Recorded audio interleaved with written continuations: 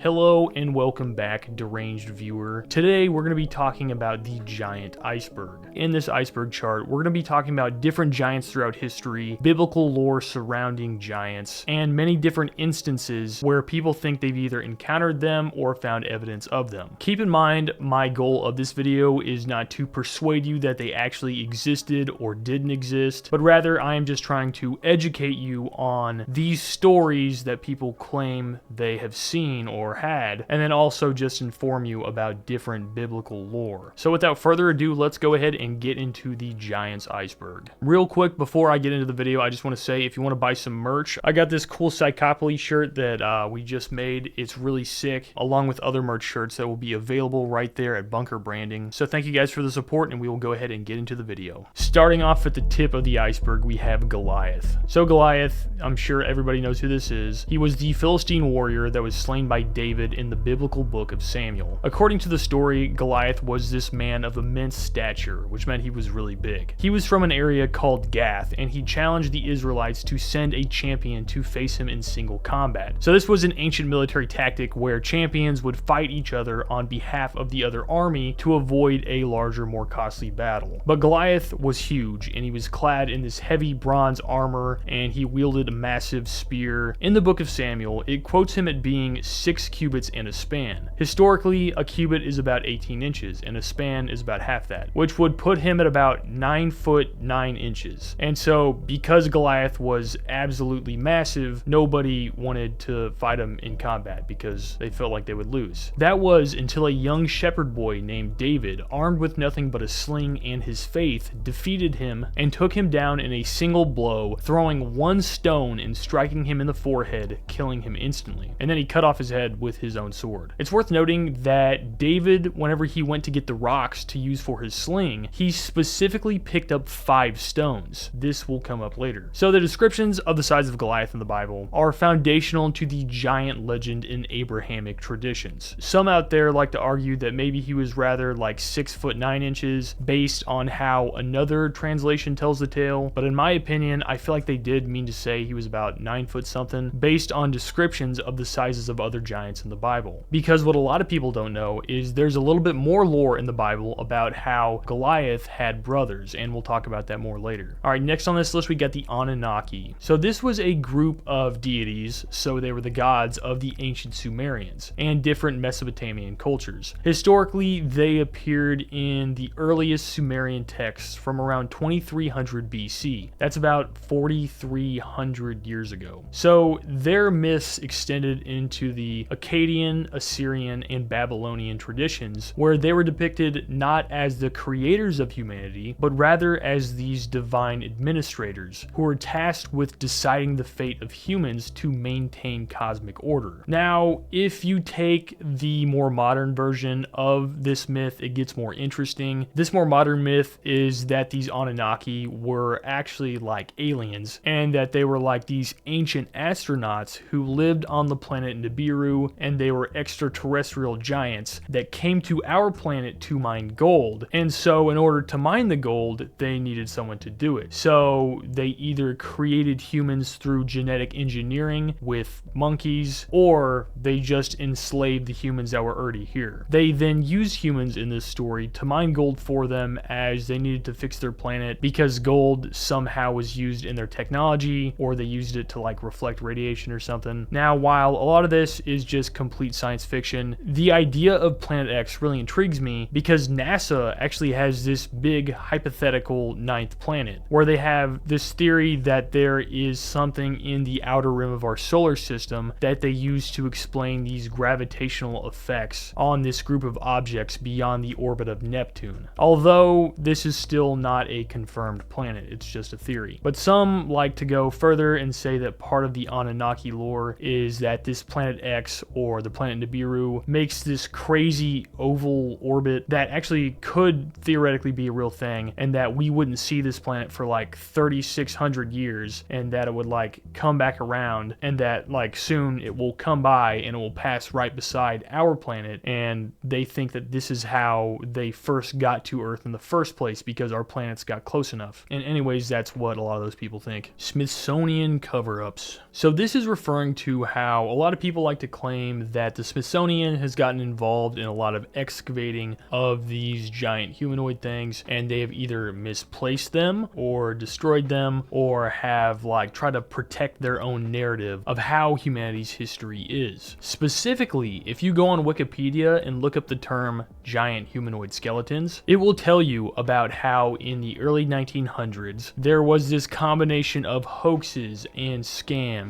and fabrications on these extinct large people that were reported to be in North America, that people like to say were like 7 to 20 feet tall. Anyways, immediately after this in Wikipedia, it says the claims of giant skeletons were debunked in 1934 by Alice Herdlichka, the curator of anthropology at the Smithsonian Institute. Now, Alice Herdlichka is not the person I think you want to have in control of the remains of humanity. Now, I'm not saying that they like covered up all this giant stuff because they're racist or something like that. All I'm saying is that in the early 1900s, there was this extremely racist ideology called eugenics, which meant people were trying to improve the human population by controlling who would have children, and they ended up sterilizing people, and you can imagine where that went. But Alice Herdlichka, his work has been linked to the development of American eugenics laws, and in 1926, he was an advisory member of the American Eugenics Society. So you can imagine when you put someone like this in control of an organization like this, he's going to push his own narrative. There was also this common belief in the early 1900s that bigger brains meant smarter humans. And so this guy, being who he was, wanted to say that no, only my people have big brains and there's no big people. I feel like this could have happened. I'm not saying it did happen, but like even in 2023, the Smithsonian Institute formally apologized for it having a historical collection of human remains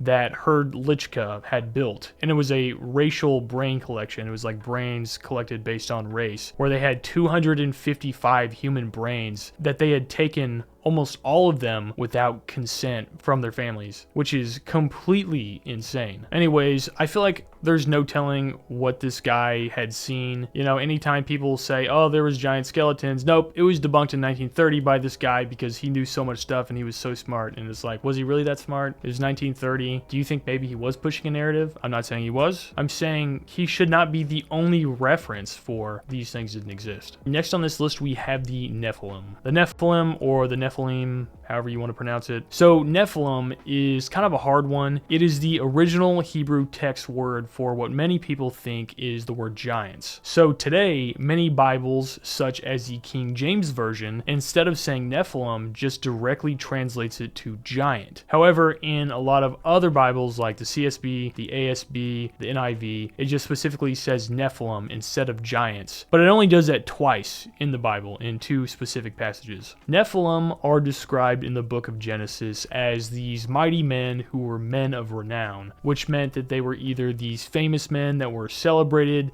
and had great strength and valor or influence. In Genesis 6:2, the Nephilim are specifically described in this passage as being born from the sons of God, having children with the daughters of man. So this passage is interpreted in different ways. It has sparked centuries of debate from biblical scholars. There's 2 main interpretations. The first is that they are literally hybrids with humans and fallen angels, and that when these angels fell, they had offspring with women because they looked good. Or there is a second interpretation where the sons of God refers to the descendants of Adam's son Seth, having his sons have children with the daughters of men, which were Cain's descendants, godless daughters that descended from Cain. Either way, we can assume that the Nephilim were this group of people who were probably physically more powerful than other groups of people, and they probably conquered their neighbors and were very violent. And the term Nephilim, the root word in Hebrew, means to fall or the fallen ones, but the exact meaning is still largely debated. Now, although it is usually assumed, we don't know for sure if Goliath was specifically a Nephilim or some other sect of giant person. And also, it is worth noting that just a couple verses later in Genesis 6:4, it mentions how the Nephilim were on the earth in those days and also afterward. And then right after this verse, it talks about how the flood, the great flood, wipes out all of humanity. humanity. So I would assume that they were talking about these Nephilim being on the earth before the flood and after the flood. But I mean, I'm not saying that the bloodline continued per se, but maybe it was cut off and then somehow restarted. But either way, Nephilim, powerful men, or supernatural giant-like man people that were terrorizing the earth like in Attack on Titan. The Cardiff Giant. So this is the most famous archaeological hoax in American history. It was created by this guy named George Hull, who had just had an argument with this guy named Henry Turk, a preacher who taught that the biblical giants had literally walked the earth. For some reason, this really bothered George Hull, and he planned to have this 10-foot giant human carved out of gypsum, like soft white rock, and then aged with acid, and then he secretly buried it on his cousin's farm in Cardiff, New York, where it got its name. And then workers accidentally unearthed this giant when they were digging a well, where this site was then covered with a tent, and then it was turned into a paid attraction. This attraction got thousands of people that flocked to it to see it, and many did believe this was a fossilized giant, where others thought it was a statue, and scientists and theologians were debating on the authenticity, and eventually experts declared it as a hoax. Hull admitted the truth, saying that he wanted to expose religious gullibility and then profit from it. Anyways, this whole belief in giants at this time was so widespread that even Abraham Lincoln referenced it in one of his speeches when he was describing Niagara Falls. He mentions this lost race of giants. The quote was, "The eyes of that species of giant, whose bones fill the mounds of America, have gazed on Niagara as ours do now." Because at this time there was a common belief that they were finding giant human skeletons in ancient mounds around the United States, which we'll talk about later. I will say, people point to this quote and they're like, no, later on he talks about the mastodons. But if you read like in context what he's saying, it really does seem like Abraham Lincoln was referencing a race of humanoid giants in this speech, which is kind of crazy. It's like whenever you see your favorite media like coming together. Robert Wadlow. Alright, boys and gamers. So this is the verified tallest human in recorded history at 8 foot 11 inches. His life and photos are often cited in different giant lore. He has this condition called gigantism. This is where the body overproduces a certain hormone required for growth, and normally this is caused because a brain tumor is putting stress on the pituitary gland. This causes this growth hormone to not just secrete throughout childhood and increase in puberty and stop in early adulthood, but rather just continue throughout your entire life, which is crazy. And whenever you grow like Robert did, you see massive strains on bones and heart, and it's really crazy to see how this dude grew and how like physically strong. He was actually really physically strong, even though he was a little bit messed up. But he was born back in 1918. At age 1, he was 3 foot 6 inches, which was taller than the average 5-year-old at 1 year old. At age 7, he was 5 foot 10. And at the age of 12 years old, he had gotten to 7 feet tall. So by the time he was 16, he surpassed the height of 8 feet. And it's sad he only lived to be 22 years old, but there was no indication that he was going to stop growing at this point. So he very well could have got to about 9 feet tall. However, unlike the way they talk about biblical giants being like really physically fit, Wadlow had bad health deterioration, but he was cited as being extremely strong, as he was able to carry his 180-pound dad up the stairs. Bergmann's rule. So this is a pattern in the animal kingdom where animals, even though they're in the same species, tend to be larger in colder climates than in warmer climates. The reason it's thought this happens is because they need to be larger to retain heat more effectively. Examples are like the polar bear being much larger than the black bear because it's usually in cold climates. White-tailed deer specifically grow significantly larger up further north, especially when you compare them to the ones like down in Florida. But Bergmann's rule is often cited whenever people are explaining like deep sea giganticism and stuff like that. Serpent Mound. So this is a really cool mound structure in Ohio, which by the way, Ohio doesn't exist. It is this 1,348 foot long mound that is in the shape of a snake. And it's kind of crazy because you can't really tell unless you're kind of high off the ground. But what's really interesting is this mound is is located in the middle of an ancient meteor strike, which causes it to have a lot of gravitational and magnetic anomalies. And it's also the largest snake effigy in the world. And the three major curves that the snake forms point to all the full moon rise positions, while the head of the snake aligns directly with sunset on summer solstice. Anyways, there is this kind of legend about Serpent Mound where people were always talking about how they were finding giants there. And anyways, there is this postcard that was found sometime in the 1890s. It's kind of still debated where the picture was taken. They don't know for sure if it was taken at Serpent Mound, but it appears to show this human skeleton that's missing bones below its knees that is labeled Skeleton of Mound Builder, 7-foot high Serpent Mound. As far as we know, this picture has not been directly debunked, but at the same time, we have no idea if it's actually authentic either. Now, near Serpent Mounds, there is another mound named Bates Mound. It's not really super close, but it's not super far away either. There is this account in the Historical Collections of Noble County, Ohio,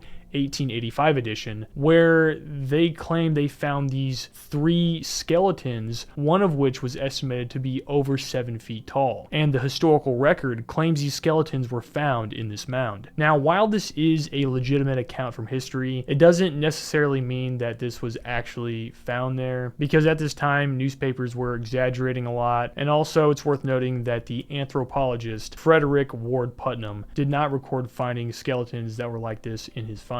But what is strange is these skeletons that allegedly were found is part of a larger pattern through nearly every 19th century Ohio County history book that contains similar accounts of giant skeletons. Throughout 1800 to 1900, hundreds of reports surfaced across the US describing these discoveries of large human skeletons, often in burial mounds. The heights described ranged from 7 to 10 feet tall. However, one key theme is there's no substantial evidence or physical bones anymore. And it's always quoted once again that the Smithsonian has debunked that these remains were either hoaxes or misidentifications, and these accounts fueled this myth about this lost race of giants, which we will continue to talk about. Next, we got deep sea gigantism. So this is very similar to Bergmann's rule about how body size increases with colder temperature. This one, however, is about how the colder and deeper you go into the ocean, the larger creature you find. The reason they think this happens is because maybe they do it so they can retain body heat better, just like the other rule. But what's also cool is these deep sea creatures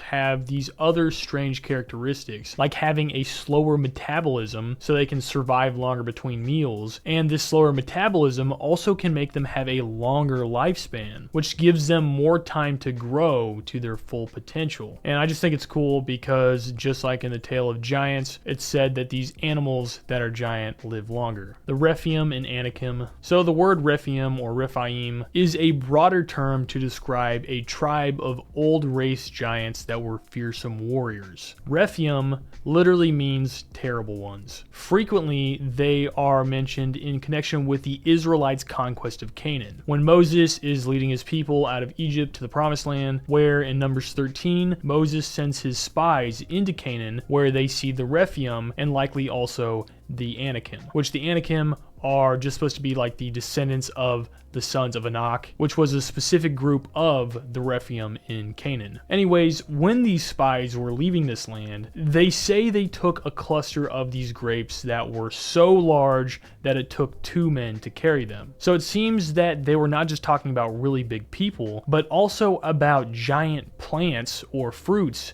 that grew larger there as well. Or maybe it was just supposed to show that the ground was like really fertile. It also mentions in Numbers 13:33 that the spies describe the sons of Anak as being the descendants of the Nephilim. I find this interesting because this is the only other time in the Bible where you see the word Nephilim, the Protestant Bible, that is. Whenever these spies got back to Moses, they said that these beings were so large that the Israelites look like grasshoppers compared to them. If that were taken literally, it would mean that they are roughly the size of the Statue of Liberty compared to humans, which I'm not saying is necessarily the case. It seems that at this point these spies were really scared of these people and they didn't want to try to take the land from them, and they didn't because they kind of got cursed to wander the wilderness for 40 years because they were scared. But anyways, I just find it interesting that this is the only other time that they say the word specifically Nephilim, but maybe it was just those people being dramatic. Next up we have Og. So Og is mentioned just later on in Deuteronomy 3:11-13, where Moses is talking about leading the Israelites in this battle against the men of Canaan. Og, who is the king of Bashan, is described as being really big by telling how big his bed was. They talk about how he sleeps on this huge bed made of iron that measures at 13.5 foot tall and 6 foot wide, because he was so big and so heavy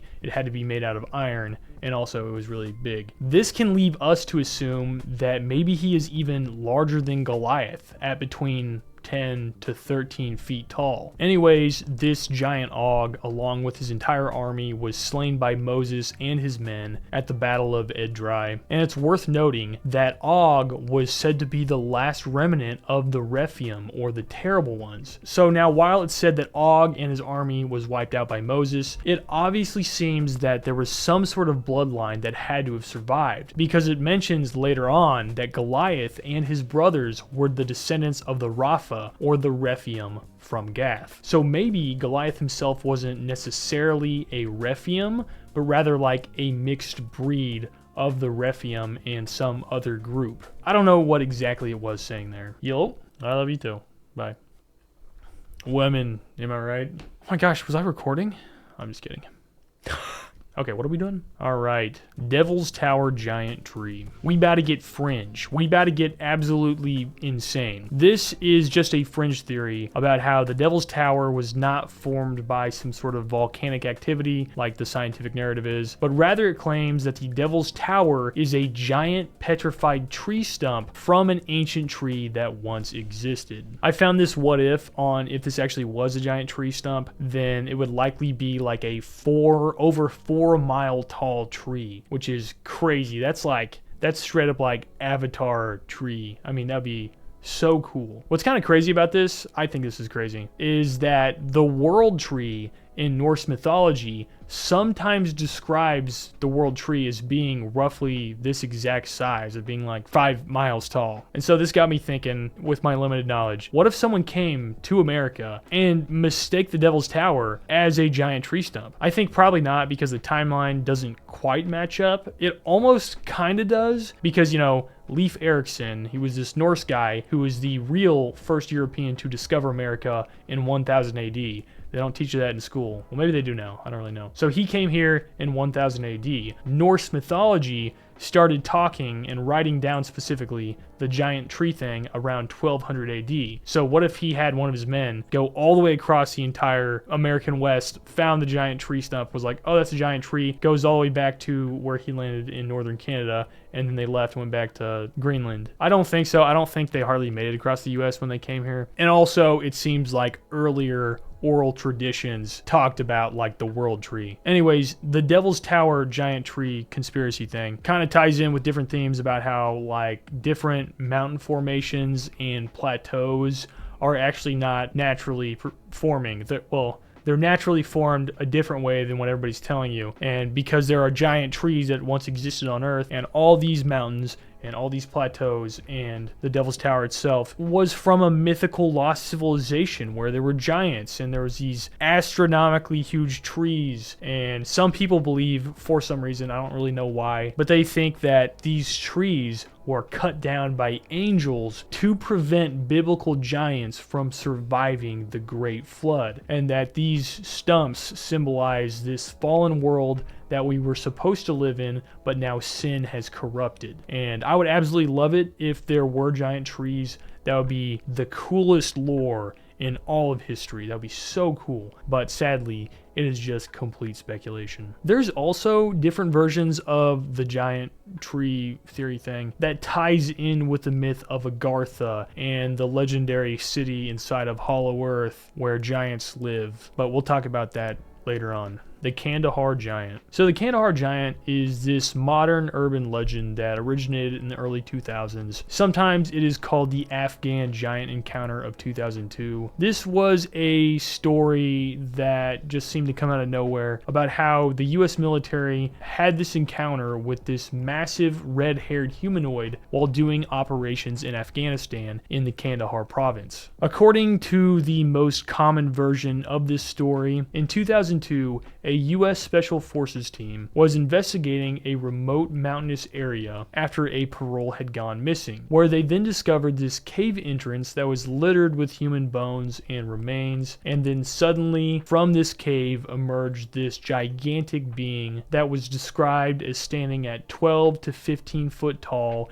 and weighing 1,000 pounds. It said it had this white pale skin, flaming red hair and beard, and 6 fingers on each hand and 6 toes on each foot. They also described it as having double rows of teeth, which is kind of similar to this giant from the Old Testament, and also smelled really musky. This creature was armed with this long spear that had this giant metal blade that was just attached to a tree trunk-like branch, and the story goes that it attacked soldiers, impaling and killing at least one with its giant spear before the team opened fire on it, and they claimed it took like 30 seconds of sustained gunfire, including grenades, to bring down this giant human, which would have been like 30 seconds of sustained fire. It's crazy. That's insane. The story goes on about how the soldiers radioed for extraction, and they were picked up by this large transport helicopter that airlifted the body away in a cargo net. The troops then reportedly were debriefed and sworn to secrecy, and the incident was classified as a cover-up by the higher-ups in the military and government. Some versions of the story claim that the giant was wearing like old caveman-like claws made of like old bones and animal hide, and other people like to say that this story was just common knowledge during their time deployed in the region, but a lot of people like to say that this is just a complete hoax and it's not even possible that this happened. But either way,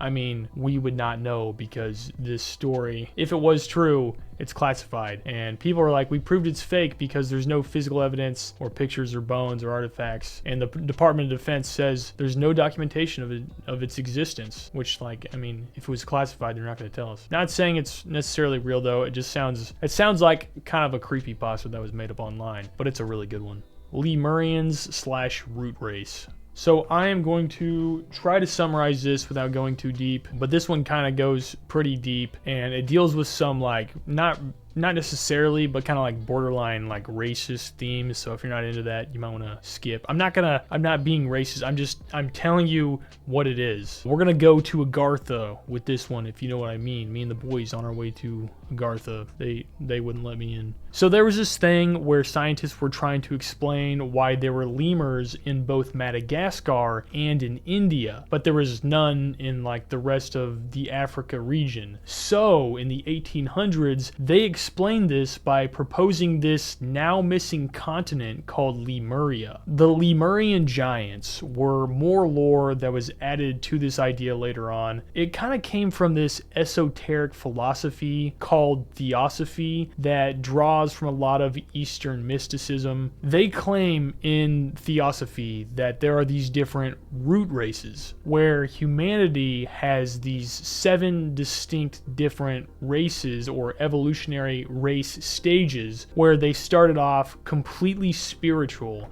and they have become more materialistic over time. The first of these evolutionary stages were the Polarians. They were this group that lived around the North Pole area that were beings that came from space and were like astral, and they didn't have bones. They were boneless entities, and they were like really ethereal and very spiritual. And I just think it's really funny because they didn't have bones. They're like a boneless pizza. The second race were the Hyperboreans. They were this semi-physical inhabitant in all like the northern areas, the northern continents, where in some cases they were in places like North Canada, Greenland, Iceland, Scandinavia, North Russia, but it wasn't really cold when they were there. It was actually tropical climate. Earth hadn't developed the axial tilt yet, so it was a tropical climate there. And then the third race, which is what we're talking about right now, is the Lemurians. The Lemurians were the ones that lived in Lemuria, which they claim existed in this large part of the Indian Ocean, but also included Australia and then extended to a large part of the South Pacific Ocean. The Lemurians were said to be these fully physical humans that flourished for millions of years on this continent, and they were described as these enormous 10 to 18 foot tall giants that gradually shrank and became more dense and human-like, and they were often depicted as having like bronze or dark skin and flat faces and prominent jaws, and also having a third eye in the back of their head for psychic perception, which they claim later dissolved and became the pineal gland that modern humans have today. Anyways, these people are all depicted differently depending on who you ask, and they're talked about as being very spiritual and could use these psychic abilities like telekinesis, and their society was really primitive and it involved conflicts with dinosaurs and other giant monsters, but they built these large stone structures like megalithic structures. And for some reason there was also sub races of Lemurians that had like 4 arms and could lay eggs. But this Lemurian race declined due to moral degradation and sorcery and the series of natural disasters like volcanic eruptions and floods ended up submerging Lemuria. So sad. And it paved the way for Atlantis. Yes, in this lore, Atlantis is the 4th race. And then sometimes they go on about how the Lemurians moved their civilization underneath Mount Shasta, which is in California, and where they have an artificial sun. And if you're wondering about the 5th race, which is, they claim, the modern race today, it's the Aryans. Although this theosophy is kind of interesting, it was kind of made up not that long ago, so it does kind of just feel like mystical fan fiction in a sense. Spiro Mound. So Spiro Mounds is this area in Oklahoma that's known for its ceremonial earthworks and for being this cultural hub for the Mississippian civilization between 850 and 1450 AD. It was often called the King Tut's tomb of Native American culture because it had tons of artifacts. But what's really sad is these mounds were actually ransacked and destroyed by a group of treasure hunters in 1935, and it's considered one of the worst lootings of an archaeological site in U.S. history. Although there is no archaeological records of giants being at Spiro Mounds, some like to say there was an 8-foot tall giant that was found there that was destroyed by the looters. So it's all word of mouth. Forgotten tree giants, also known as Thomas Dabo's trolls. These are massive, whimsical looking sculptures made out of wood. They are hidden in different forest parks and cities all around the world, and they form this really cool global scavenger hunt known as the Trail of 1,000 Trolls that are often like 10 to 20 feet tall, and it's just cool. This guy's built 170 of these giants that have distinct personalities and backstories, and they're sometimes hidden in different locations, and it's always a big deal whenever another one pops up. And I think one of the newest ones was in Rhode Island. Catalina Island excavations. So the Channel Islands is this group of islands off the coast of southern California. The southernmost of these islands is Catalina Island. So on this island there was this amateur archaeologist named Ralph Glidden who during 1919 to 1928 claimed that he found thousands of giant skeletons in 800 graves on this island. He claims that he found some of them that had like fair skin and blue eyes, but I mean, I don't know how he'd be able to tell that from the skeleton. But it turns out that his entire thing was just this huge hoax, but he did find at least one skeleton as he took a picture near it, but it kind of looks like the angle he did made it look bigger, and I don't know if he just got a big head because of this and was like, you know what, I found thousands of them and here's picture proof of one. That's about it. It is a hoax, and there's not a whole lot other than that. Solomon Island Giants. So the Solomon Islands is this kind of cool place that is in this remote country that is just east of Papua New Guinea, which is kind of close to Australia. This country consists of nearly 1,000 islands that is in this area that is slightly smaller than Maryland. These islands have this persistent myth of these giant humanoids, or sometimes they're like giant ape-like creatures based on who you ask, that are constantly talked about between locals and rumors and accounts from World War II, as there was a major battle fought between the US and the Japanese there. Anyways, there is a lot of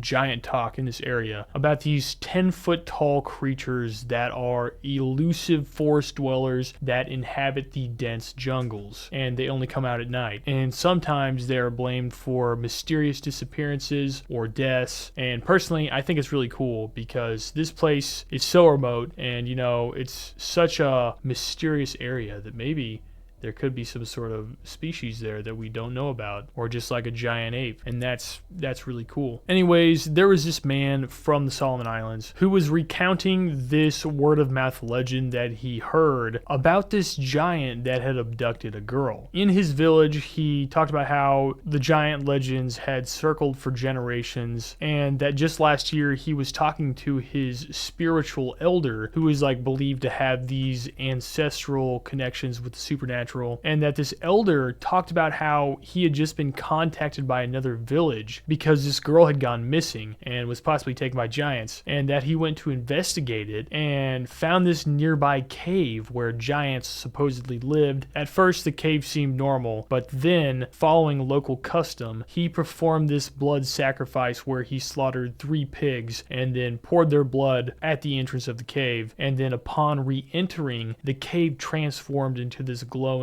revealing staircase that went downward, and then inside he encountered this giant seated on a throne, and that the giant thanked him for his offering, and then the giant explained that a relative had kidnapped the girl because she was exceptionally beautiful, and after discussing with the giant king, he finally agreed to let him take the girl back to the village. And also it was said that both Japanese and American soldiers stationed in the Solomon Islands had weird experiences during World War II with these alleged encounters with giant humanoid figures. But of course, these are all just word of mouth stories and not really something that was well documented. But I still find it really cool, and I'd really like to go to the Solomon Islands. That looks really cool. Agartha. So just like I said before when I was talking about the Devil's Tower, Agartha is this legend about how Earth is hollow, or at least extremely cavernous, and there is this legendary underground civilization down there. In some of the versions of Agartha, this inner Earth city is connected to every continent in the world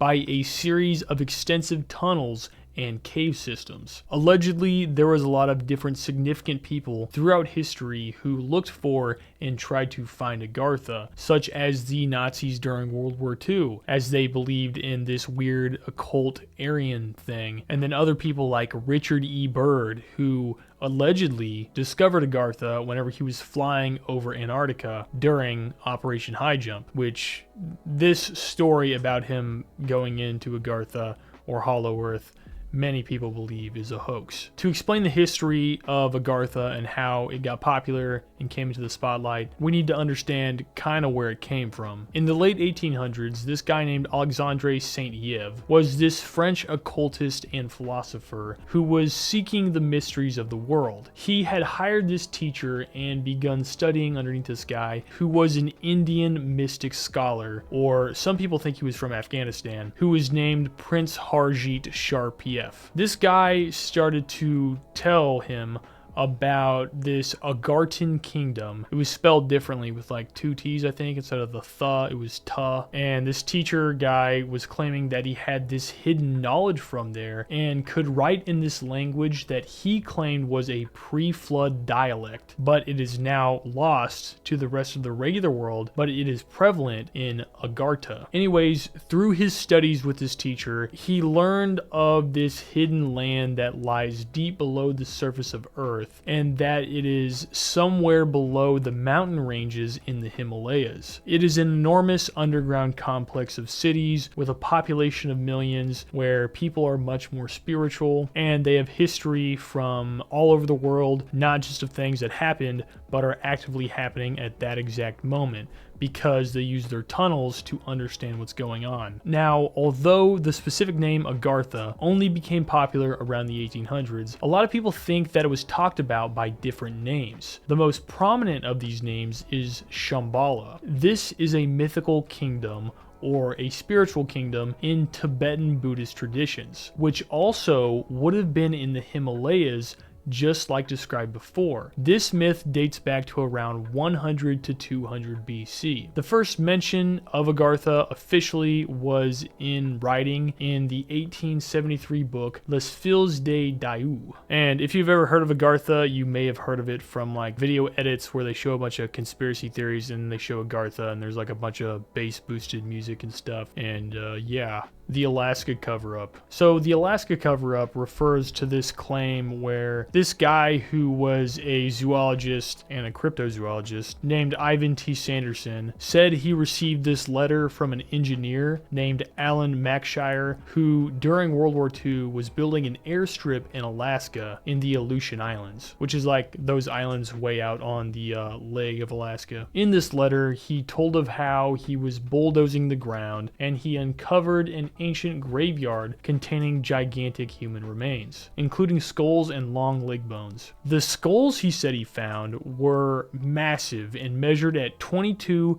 to 24 inches from the base to the crown, which is far larger than the typical human skull at 7 inches. This would imply that these people stood at like 7 to 12 feet tall if they were proportionally scaled. Also, he mentioned how the skull had like a surgical hole cut in the upper portion of it, which was like a ancient medical practice or ritual, they thought. And anyways, Sanderson, the guy who received this letter, got a second letter from another member of the engineering unit who was building the airstrip there, who confirmed that they found this and noted that the Smithsonian had collected the remains for study. However, these remains disappeared and were never talked about ever again. What's crazy is when I read about this, I was like, okay, this is just another alleged encounter and there's nothing else to it. But there actually have been similar reports in the Aleutian Islands during the 1930s and 40s. A good example is in 1936, the Washington Post reported that the Smithsonian curator, Dr. Alish Herdlichka, discovered what was described as the Western Hemisphere's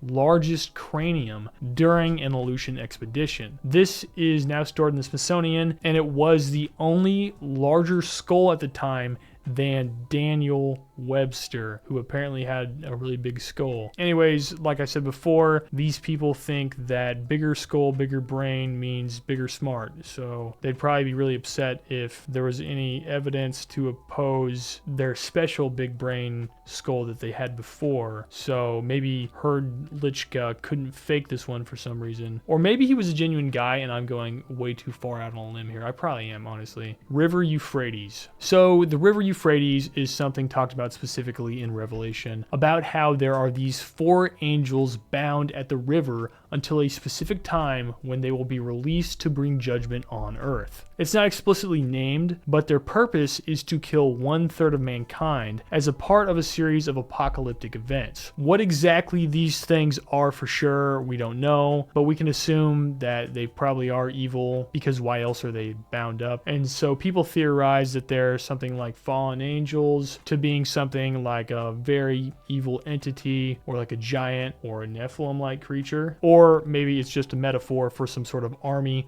or nation that is already on the earth. Anyways, kind of more recently, there was this viral hoax where people were claiming that they found the giant Gilgamesh from the Epic of Gilgamesh story underneath the River Euphrates in this large sarcophagus, but it was just a hoax. But still, I admire their storytelling. That would be sick. Egypt and the Grand Canyon. So this is a legend about how this explorer found an Egyptian-like tomb inside the Grand Canyon that had giant mummies. The reason why people believe this story is because there was a newspaper publisher, the Arizona Gazette, that had published this story claiming that back in 1909, there was this explorer named G.E. Kincaid who was traveling down the Colorado River by boat, which is the river in the Grand Canyon, and then he looked up and noticed that there was a cave opening up high. He then ascended up to it and discovered this massive cave system where he found things like Egyptian-style hieroglyphs, Buddha-looking statues, numerous mummies, some that were like 9 feet tall, and essentially an underground city. This article claimed there was hundreds of rooms in this chamber, like metal working shops, grain storage, stone tablets with writing, and it kind of suggests that there was this highly advanced civilization that was inside the Grand Canyon, and that maybe it was Egyptian or maybe it was like Buddhist. Anyways, this article goes on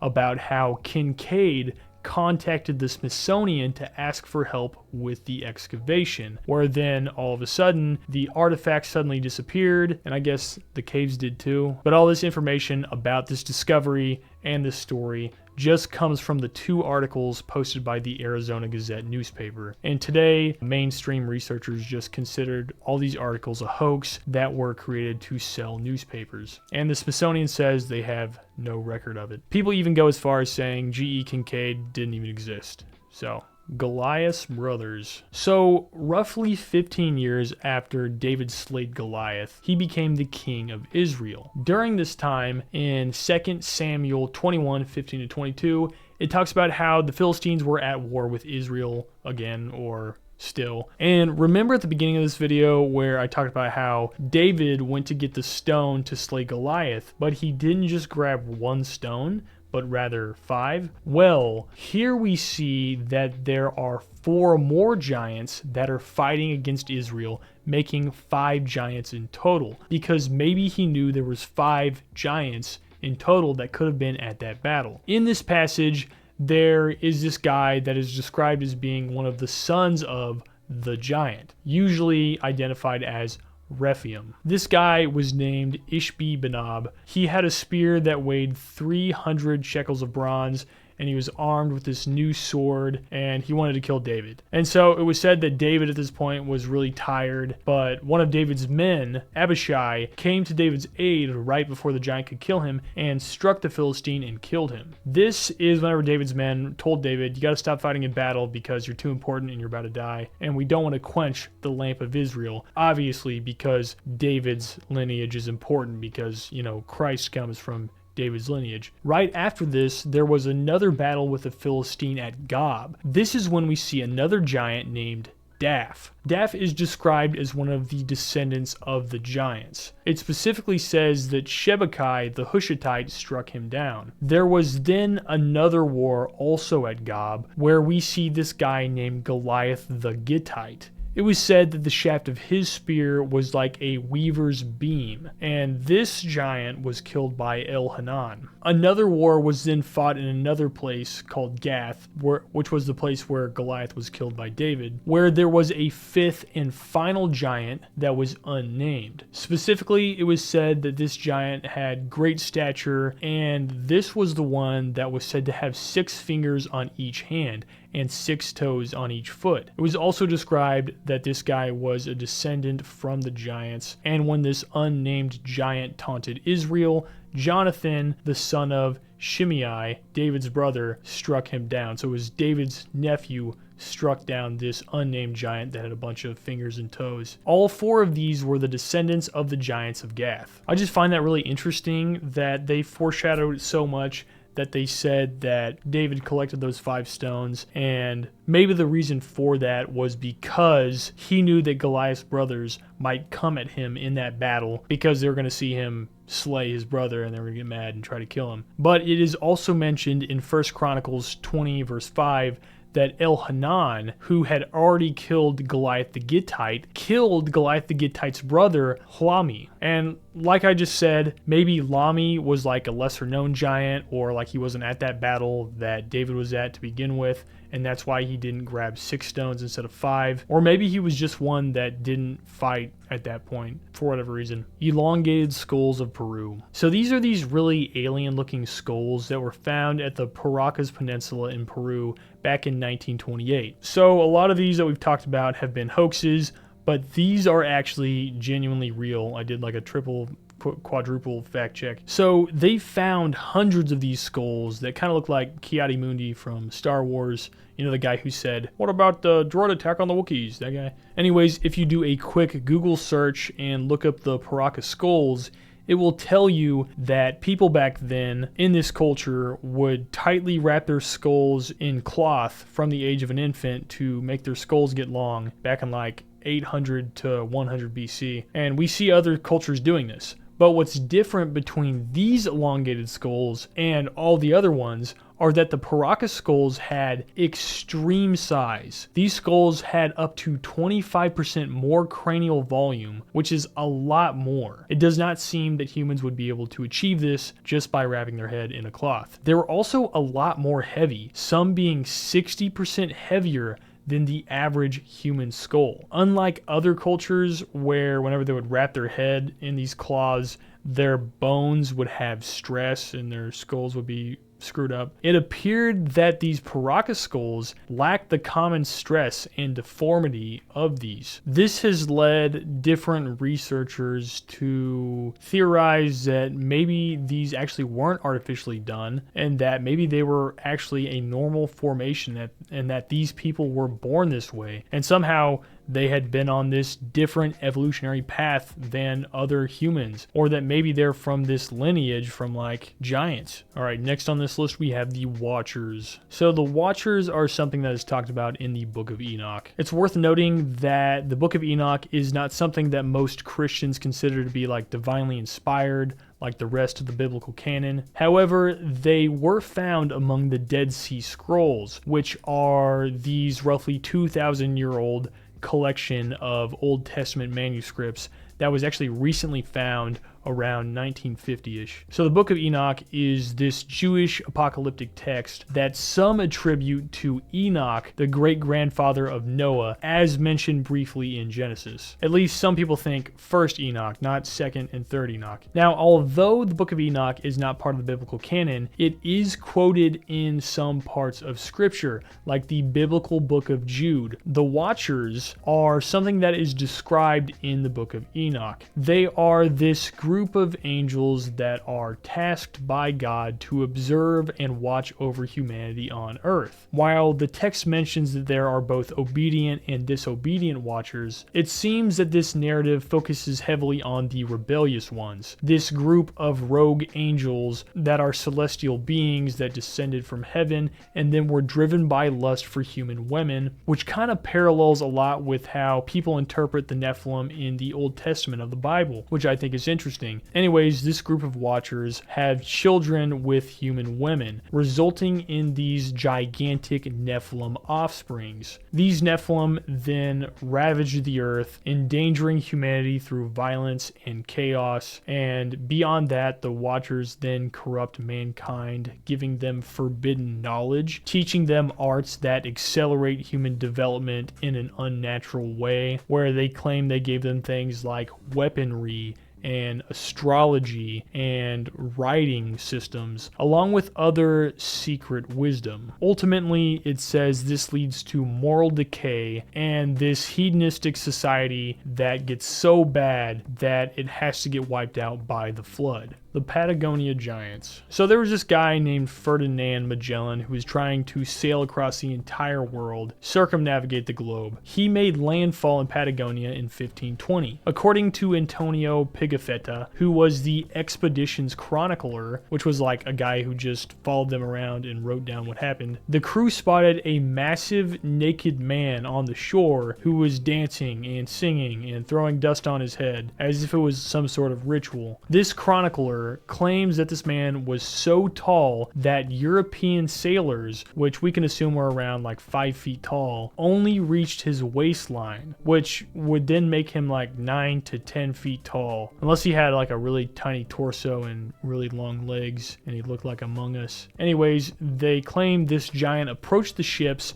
in a curious, friendly manner, and that Magellan named these people the Patagons, which is possibly a reference to a book that meant like big footprint. They claim that they then saw more giants that appeared, including women and children, and the crew traded with them for food. These Patagonians were nomadic hunters that wore these llama-like skins, and they had these deep voices and loved music and dancing. However, tensions arose, and Magellan kidnapped 2 young men to bring to Europe as proof, chaining them aboard his ship, but then they died of illness during their journey. The encounter with these giants in Patagonia lasted multiple weeks while they were wintering there, dealing with repairing their ships and mutiny and such. And I just think it's interesting that there was also another tale about something called the Cap d'Oie. This is more of a legend. The one before was actually like actual history, but this legend is about this 2-headed giant from Patagonia as well, where this 1673 Spanish sailor ship allegedly captured a 12-foot tall giant person that had 2 heads, and they chained him up, but then he broke free and started killing the crew, so they were forced to kill him, and then they mummified his body. And over centuries, this mummy has changed hands a lot, going from Paraguay to England in the 1800s, and then it toured in an American sideshow during the 1900s, and now it's in a Baltimore museum. But this story about this just seems pretty hoaxish to me because there's no verifiable 1600s record on it at all. But I do find the Magellan story really interesting because like maybe they did exaggerate their story, but it does seem that there was other later European expeditions that located these people and measured them again at being like 6.5 to 7 feet tall, which is still really cool. They found a group of people that were super tall, and it sounds kind of like a sick society, just a bunch of tall dudes just hunting and just dancing and listening to music in the mountains of Patagonia and hanging out on the beach, throwing dirt on your head, just getting super dirty. Andrew Dawson giant sightings. Andrew Dawson was this Canadian TikToker and creator by the handle Andy Capt. He gained viral attention in May 2020 after posting a video where he claimed he saw this giant on top of a mountain. Before he got super famous for this giant video, he was known for posting other funny videos like feeding his pet crow, until suddenly he shifted his content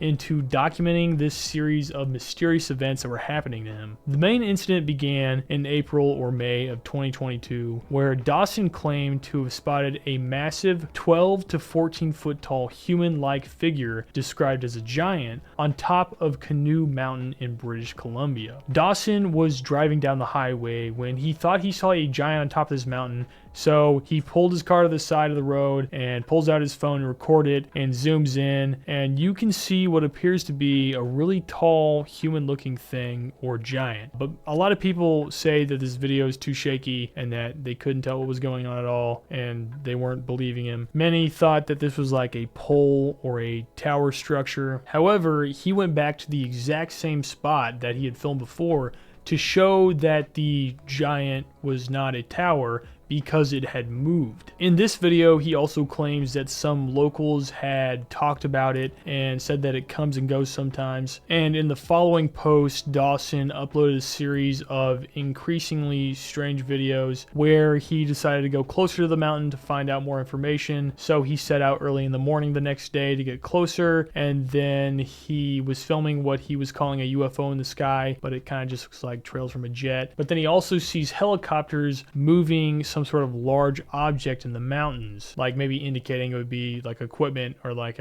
maybe the giant itself. But I think it was just like logging. But then whenever he tried to approach the mountain on a public road, he was stopped by a man that he claimed was a CIA agent that was accusing him of trespassing on an environmental project. Later on, he then filmed a video in his house of a car sitting outside watching him, that whenever he opens the door, it then drives away really fast. He then posted this really strange video saying that everything was faked and it was really weird. He was like looking off camera, and it seemed like he was being forced to say that in the video. But then 10 days later, he said that the videos weren't faked and that he probably won't post ever again, and acted kind of frantic. Anyways, just weeks after this last video, Dawson died at the age of 38, according to an obituary in the Campbell River Mirror, which is very sad. It turns out that Canoe Mountain, where this video was filmed, actually does have a tower on top of it that kind of does look like a big person, and it appears that he was filming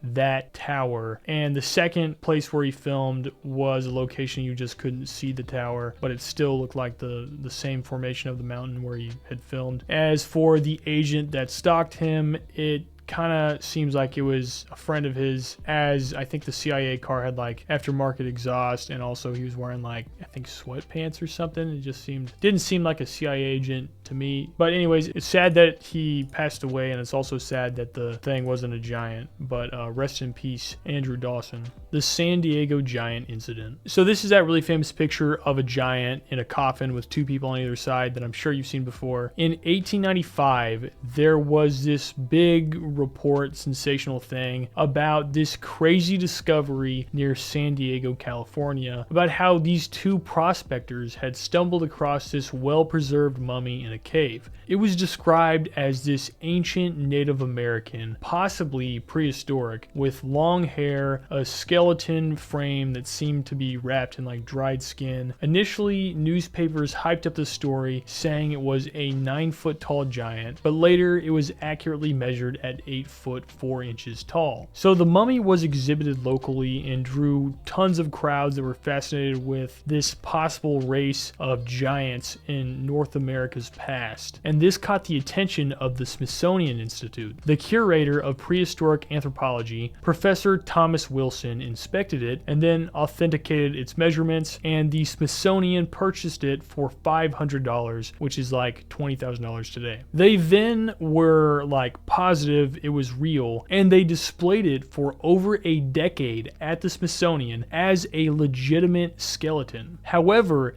in 1908, there was further tests on this mummy, and they declared it was a hoax, claiming that the skin was made from some sort of gelatin thing, and the mummy was then promptly removed from the public view, and then it just disappeared from the records. And this fueled speculation about why it was gone, and it disappeared. This mummy is gone, and nobody knows where it went. Even though it was a hoax, it was still a really popular hoax, but now it's just gone.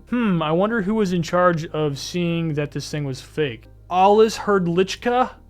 The Fun Police? Strange. It seems to me like this was another specific instance where they declared something fake after many years, and then they didn't allow outsiders to even verify the findings that it was fake. No outsiders were allowed to examine it, and it disappeared without a trace. Nobody knows where it is, and it's all really strange. I mean, you know, my Alice Herdlichka detector is going off. This guy was jealous that he didn't find it, that he didn't just dig it up from some random person's grave and just desecrate their grave, because apparently he was all about that. Anyways, I find it very fishy. It is very strange. Cannibal red-headed giants, sometimes called the Sightings Giants. This is a legend that originated from oral traditions told by the northern Paiute people in Nevada. According to their accounts, there was this tribe known as the Sightings, which meant the Tule Eaters. They were these red-haired cannibals that lived in this region that is now the Humboldt Lake. They were beings that were described as being barbaric, and they often raided the Paiute villages, kidnapping people and then taking them and eating them, which is like so ridiculously scary. Imagine you're out here living on the frontier and there's this band of giant people that literally will kidnap you and eat you. Some versions of the story say that they were much larger than average humans, being at like 7 to 10 feet tall, and some also say that they lived on rafts made of tule reeds and they floated on the lake to avoid attacks, and they wore feathers from coot,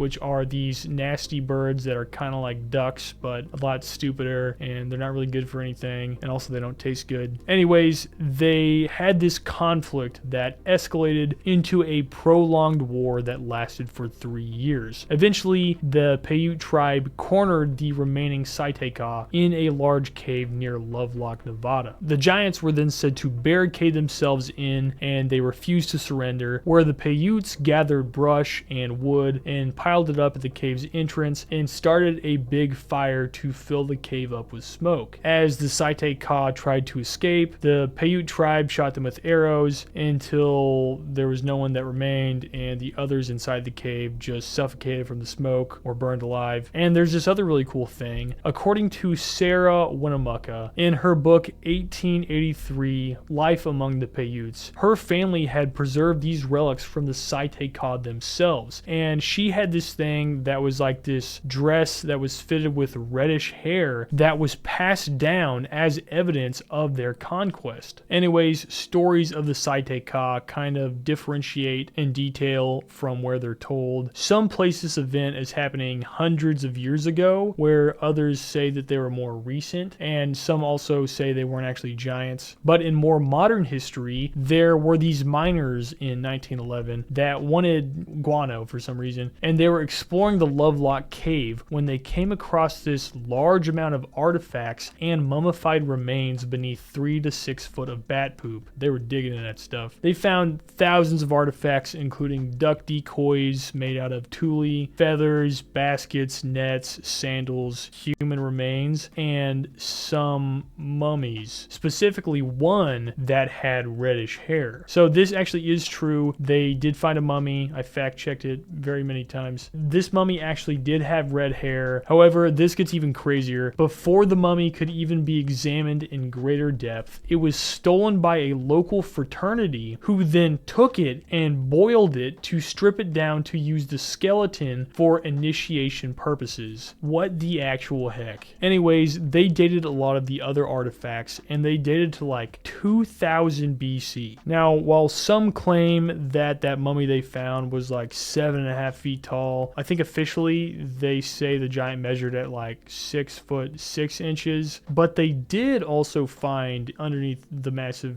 thing of bat poop a 15-inch long sandal, which is really big. I mean, that'd be a really big person. Anyways, it does seem there was some sort of large civilization that lived there in this cave, or went in this cave with their stuff, and they were really big people. And anyways, I like giants, and I'm glad I got to talk about every single one of these topics on here. The research for this video was actually really crazy because I wanted to get it right, especially the biblical stuff, because that stuff is super interesting. To me, I feel like the quest for finding giants is not over yet. We're going to figure out what's going on with those elongated skull people in Peru, and also the Patagonian Giants. We're going to find them. But if you have stuck around to the end of the video, you are just like me for real. You are deranged, and you are a scholar. And so I just want to say thank you guys for watching, and thank you for giving me too many subscribers. I don't deserve this many subscribers. How many do I have? I have 550,000. Thank you guys. If you want to support the channel, consider getting some merch like this brand spanking new Psychopoly shirt. Boom. Rep it. We got so many good things on this shirt. Also, if you want updates and you want to be part of kind of more of a community, I'm doing more on Instagram. We'd be doing polls in there and stuff and asking like what kind of icebergs people want to hear next. But yeah, thank you guys for watching. I'm planning on starting to bust out a lot more videos than I have been on here. I got a lot of icebergs that I'm working on. I love icebergs. Honestly, like I wanted to like not do icebergs, but then I was like, you know what? I freaking love icebergs. You know what I'm saying? It can make the most lame topics epic. Like, go ahead, give me a topic that you think is lame and turn it into an iceberg, and then it's not lame. Taxes, lame. Taxes, iceberg, not as lame. Maybe still kind of lame, but not as much. Anyways, what are we doing? Thank you guys for watching. If you have a specific iceberg, tell me in the comments. But thank you guys for watching again for the billionth time, and I love you so much, and just take a kiss. Okay, anyways, see you guys later. Bye.